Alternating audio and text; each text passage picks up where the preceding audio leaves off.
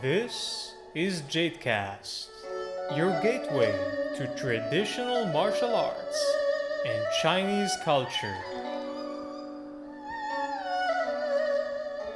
Brought to you by your host, Shuffle Jonathan Bluestein.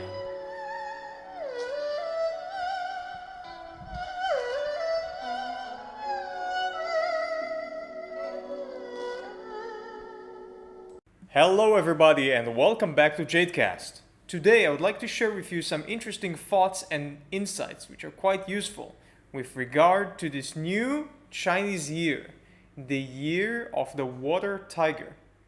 So what do the Chinese mean by Year of the Water Tiger, and what can we learn from this with respect to how to manage the year to come, and also with regard to our martial arts practice? Stick around, I'll explain all of these things. So, first of all, the Chinese New Year thing, what's with the animals and the elements? What's going on here? Well, first of all, many people call the elements the five elements. I would personally prefer the term five phases for reasons I wouldn't get into right now. And we see that with every Chinese year, we have a phase and we have an animal. There are 12 animals in the Chinese zodiac, and every year it might be the year of the dog, the year of the dragon, the year of the tiger, right? And then each of these animals is paired with one of the five phases. The five phases being metal, water, wood, fire, and earth. I repeat, metal, water, wood, fire, and earth. So this here happens to be the year of the water tiger. Water is the phase, tiger is the animal. Water is one of five phases, tiger is one of 12 animals. So what is this about?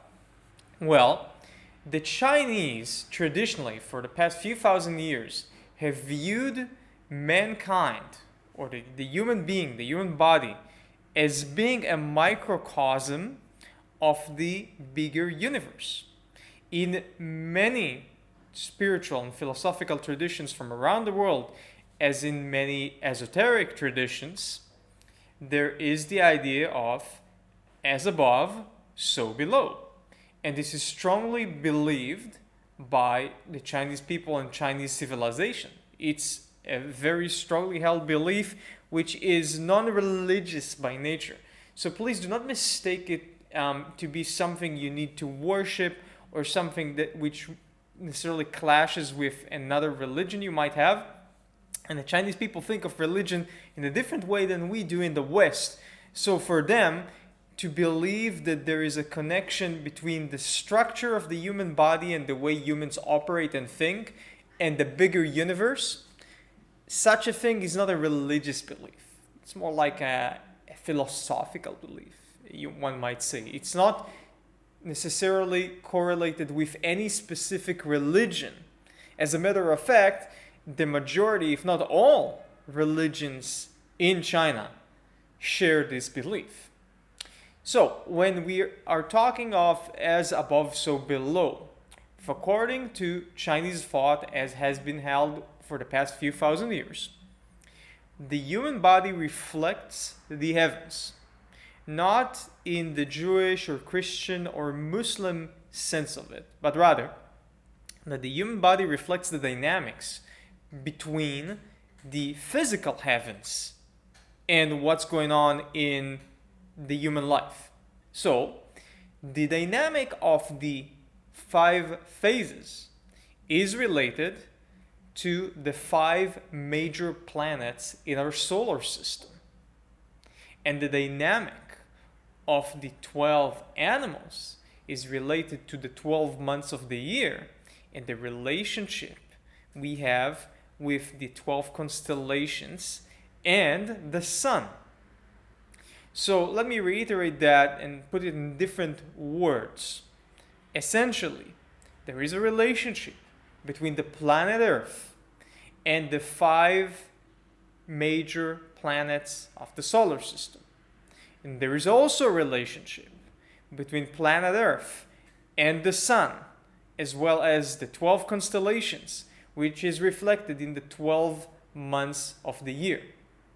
With accordance to Chinese philosophy and also in Chinese medicine, the 5 major organ pairs in the human body, 5 major organ pairs making for a total of 10 organs, are correlated with the 5 major planets of the solar system, which are not the Earth, outside of the Earth that is, and the meridians, or I would rather call them channels.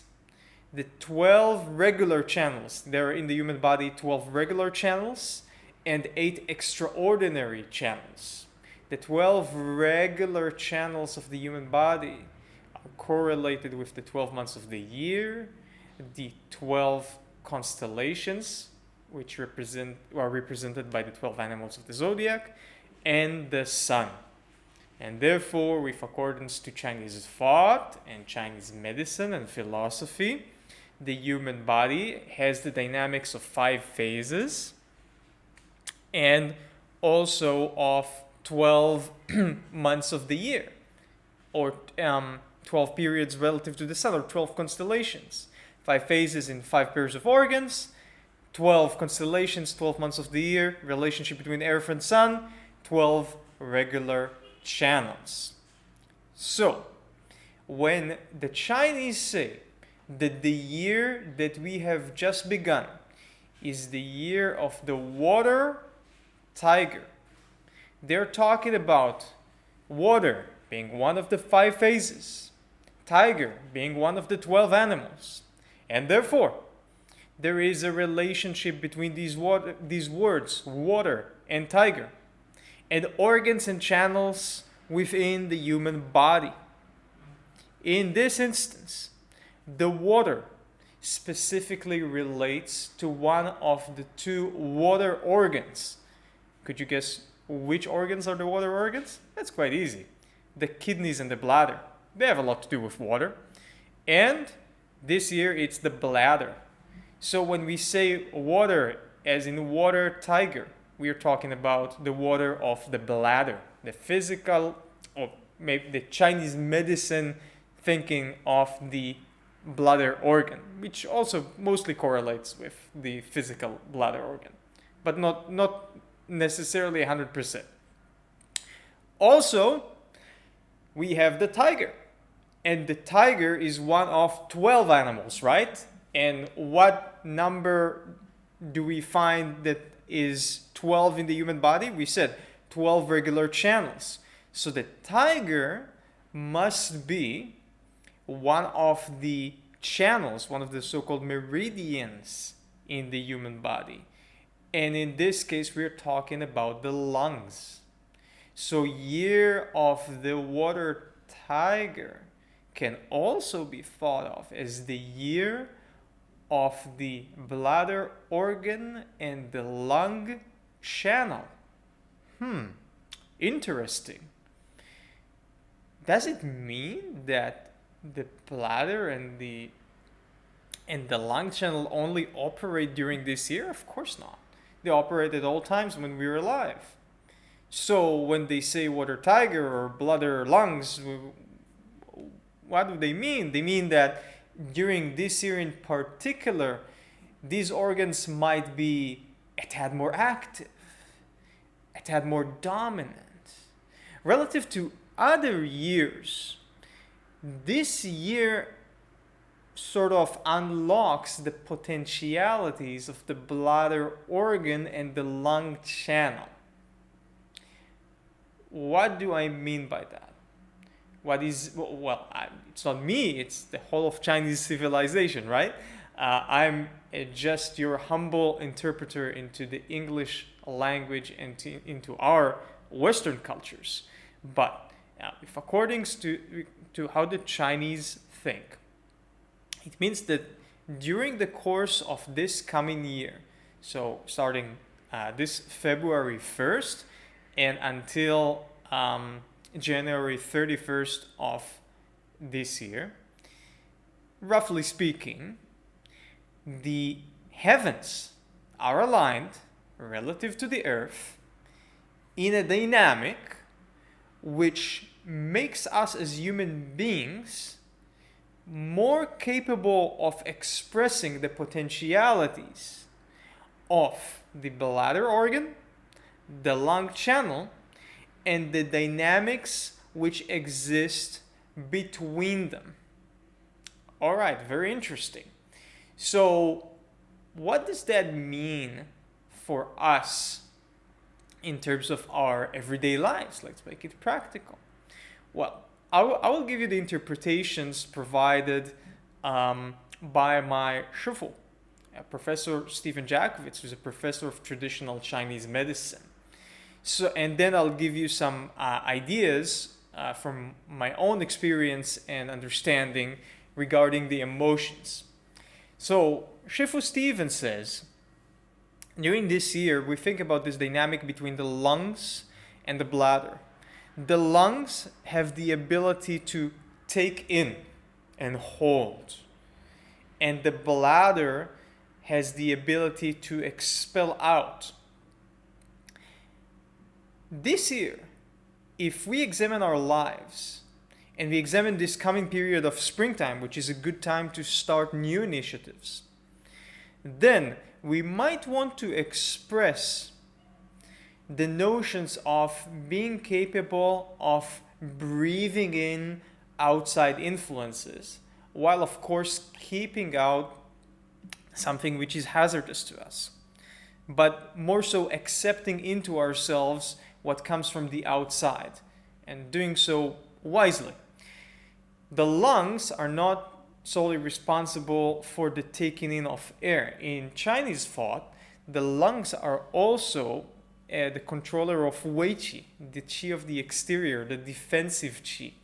The Qi, the dynamic of Qi, which is corresponding with our, what we call in Western medicine and science, the immune system.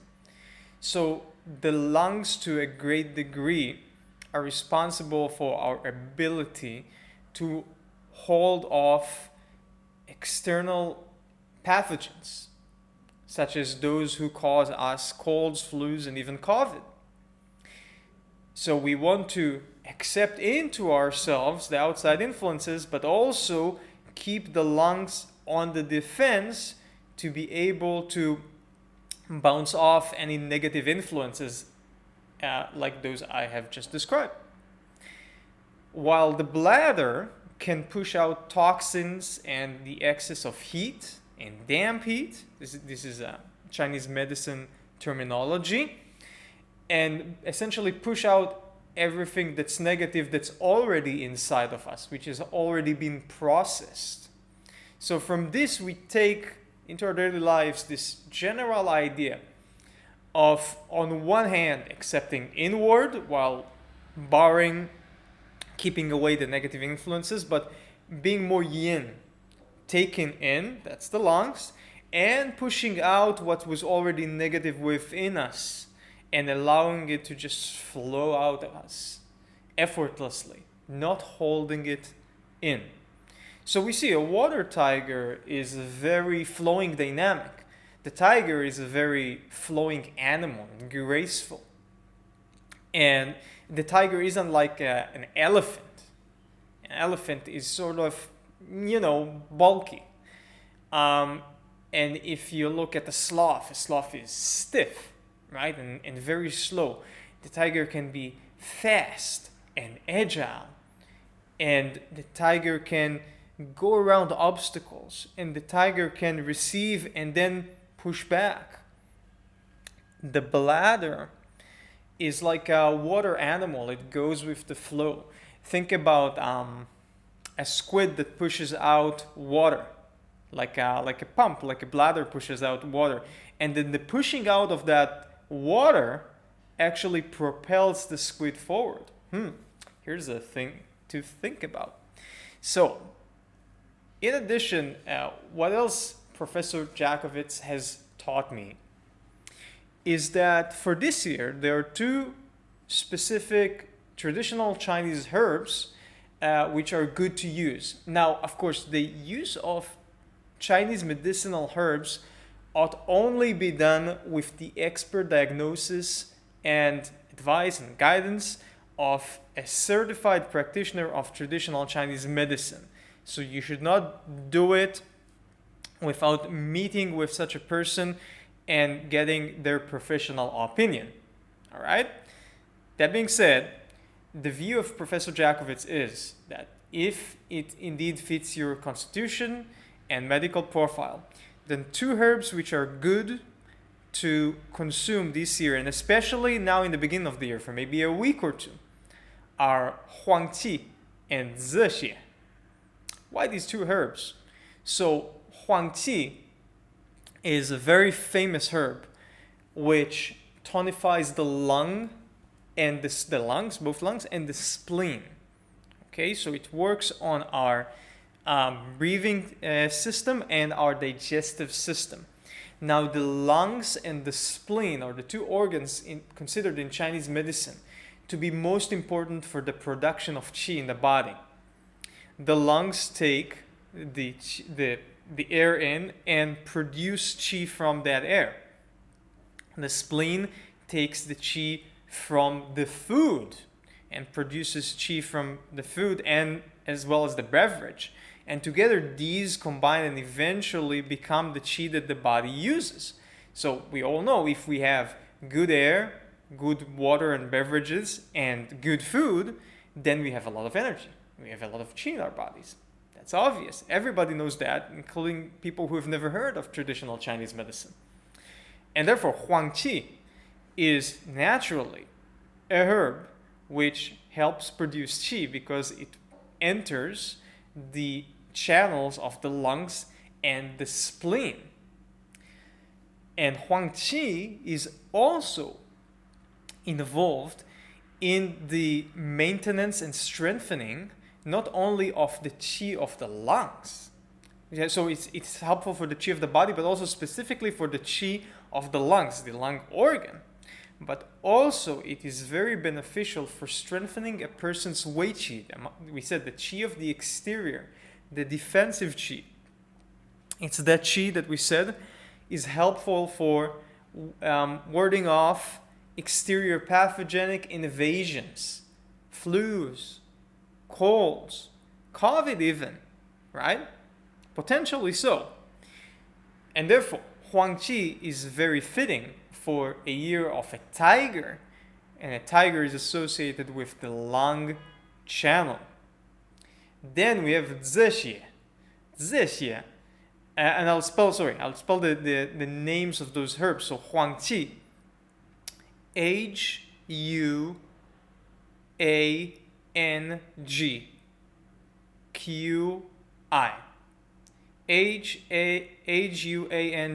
Huangqi, that's Huang Chi. And then we have Zexie.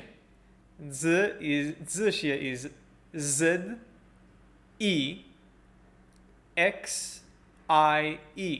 Z-E-X-I-E. Zexie. Now, Zexie is a herb which is focused on the bladder, and it helps the bladder pee out heat and damp heat and toxins which are already inside of our body. And therefore, Zexie corresponds well with water and specifically with the bladder. And we said that the water tiger is the dynamic between lungs and bladder.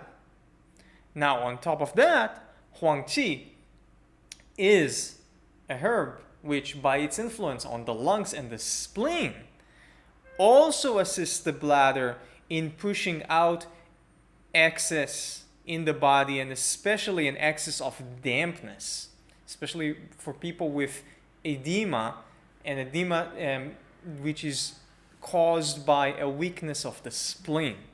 Now, this might get into more complex dynamics, and like I said, this is medical advice, right, given by my teacher, Shifu Professor Jakovitz, Stephen Jakovitz, and none of this should be attempted without actually going out and getting a diagnosis and recommendation from a traditional Chinese medicine doctor.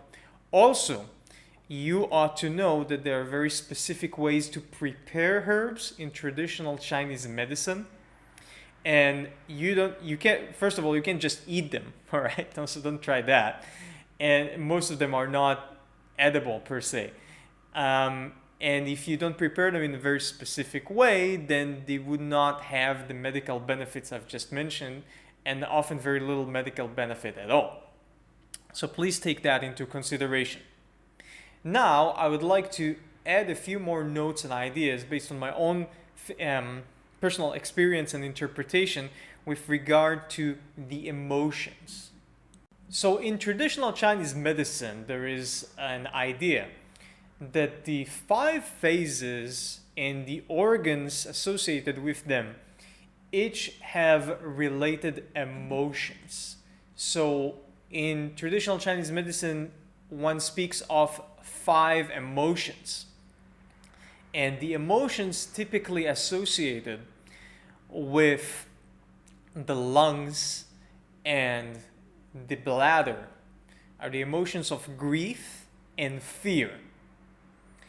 There is a very complex dynamic here, but I have an interesting interpretation with regard to these emotions that I'd like to share with you today, and I've never put this in writing or recorded anything about it, so I think this would be appreciated, especially by people who are already familiar with the 5 phases as they express themselves in the 5 emotions.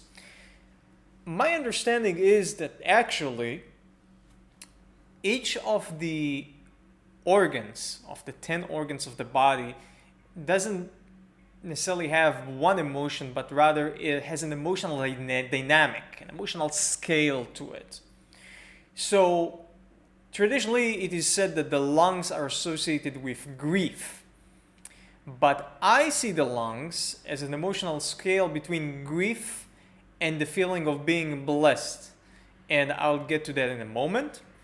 And traditionally it is also said that the bladder is related to the emotion of fear, as are the kidneys, but in my understanding, the bladder has an emotional scale that goes between sloth and willfulness.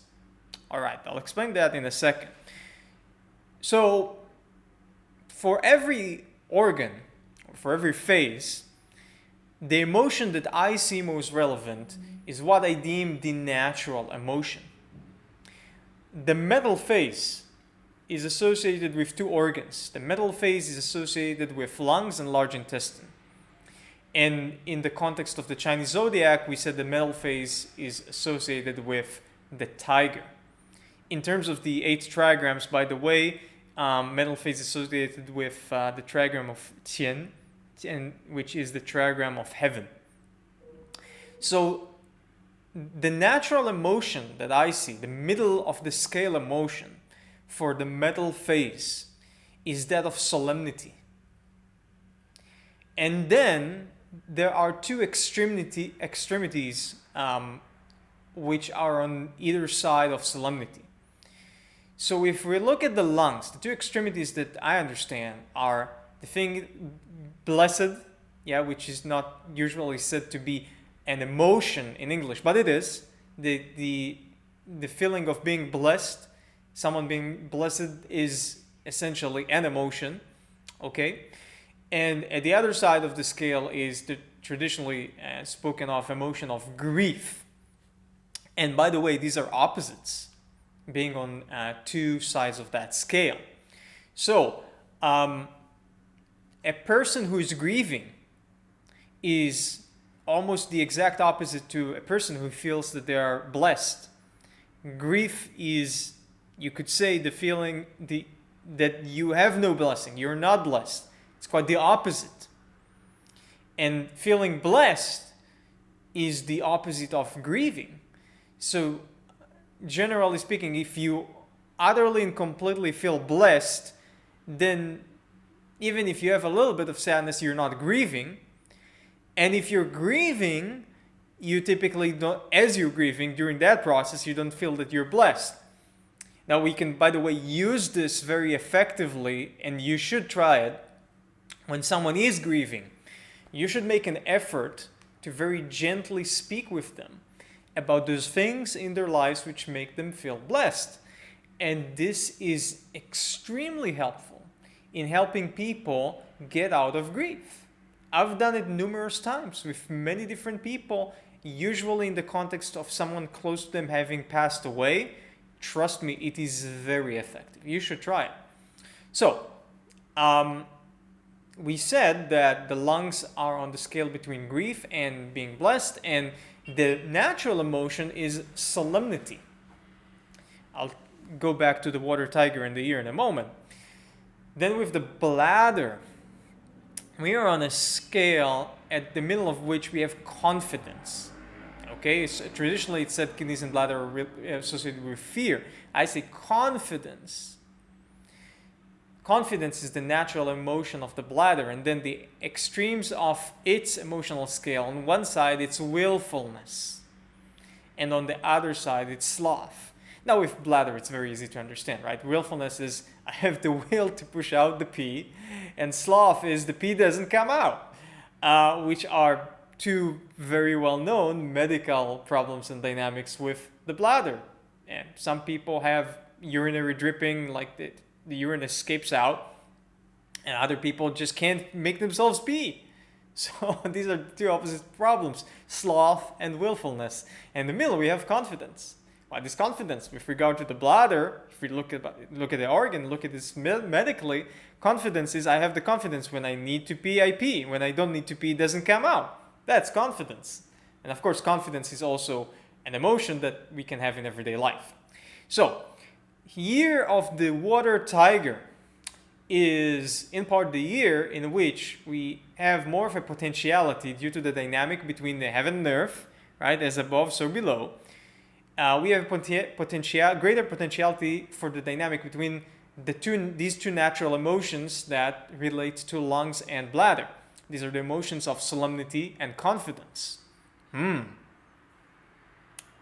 So, when we are going to start new things this year, and hopefully in the coming springtime, because that's a good time during the year to start new projects, make new relationships, start a new job, etc., etc., we have to think, how can we start these new things that can express or help us attain those emotions of solemnity and confidence, which is a very good combination, by the way, right? Being solemn and confident at the same time. Both of them together give you a lot of stability. And then we are also at risk of falling into the trap of overexpressing the extreme scale emotions of lungs and bladder, which are again grief, blessed, sloth, and willfulness. Now, you might say, is being blessed like a bad thing? Because I can grief, all right. Sloth, meh. Willfulness, how is willfulness bad? Well, the truth about these four emotions, grief, blessed, sloth, and willfulness, is that each of them is necessary. We need to express each of them at least a little bit here and there. And we do so every year, and it's good. We might even grieve about the lost opportunity, right? You know, a lot of people have chronic grief about lost opportunities. They can grieve for many years about a job opportunity they lost. That's a real thing. They grieve about the lost opportunity like they grieve of a deceased person who is close to them. Interesting note there. So, yes, we do need grief, a feeling of blessing, sloth, and willfulness. We need all four, but we don't need them all the time. We certainly don't want to overdo them. Overdoing grief, right, bad for us. Overdoing sloth, also bad for us. Willfulness is being overly eager. We don't want to be overly eager all the time, right? That causes problems and exhausts us. And also, if one feels that they're always blessed, they're naive. They're going to become someone else's victim or someone else's slave because they're basically high on life all the time, which is not good. Because if you're high on life all the time, then not only are you naive because you don't see the harsher realities of life, also you're not realistic and can be taken advantage of. Because everything is good for you, right? You're blessed. Everything's great. And we know those people for whom everything's great, but their life sucks. It happens. So, can we move into this year of the water tiger with both solemnity and confidence, and avoid the traps of overdoing either grief, being blessed, being too slothy, or being too willful? Well, we can try, so let's try together. And then to end this lecture, I'd like to put in a few insights concerning how we apply this general concept of the water tiger in the martial arts. A few weeks ago, I was walking towards my students who were at the park. They arrived early, and I could see from afar that they were sparring. As these two students were sparring, they fell into the trap of overly stiffening as they touched hands, which often happens to people, right? They try to connect, they try to manifest what we call a bridge in traditional Chinese martial arts, and then they stiffen up. And in stiffening up, they either break apart or they try to overforce each other, or they get stuck, essentially, right? And I observed them for 2 minutes as I was walking from afar, walking very slowly because I wanted to see what they were up to and what the issues were, and also let them go at it for another short while after I arrived.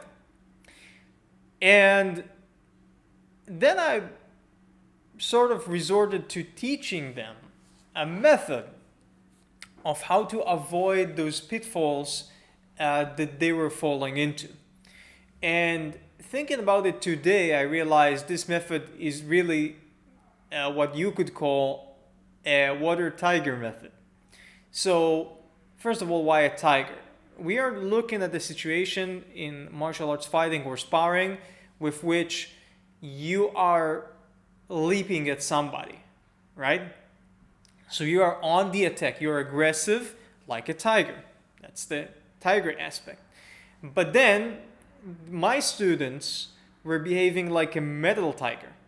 So we said the tiger itself is already associated with metal and with the Tian trigram, which is heaven. And the heaven comes forcefully onto somebody. And metal can also be forceful and come from above and use strength against strength. Now, a lot of people mistake the Chinese internal arts, which I practice and teach, to be martial arts with which you don't do strength against strength, which is not true. If the other person is weaker than you, why not use strength against strength? You could do it. We use it a lot. It just depends on the situation. You could also be at an angle with someone who's stronger than yourself, but you're at a superior angle, superior position, or maybe that person was just hit once or twice, so they're weaker, and therefore you can overcome them with greater strength. Doesn't mean you have to stiffen, doesn't mean you don't have to be pliable, and doesn't mean you have to hold your muscles tightly, but you can overcome their strength with more of your strength. That is possible. Not in this instance, though, because here what we had was two students who are roughly of a similar level of skill, and therefore they cannot overcome each other with strength. They get stuck. So what do? They leap at one another like tigers, but then they have to melt.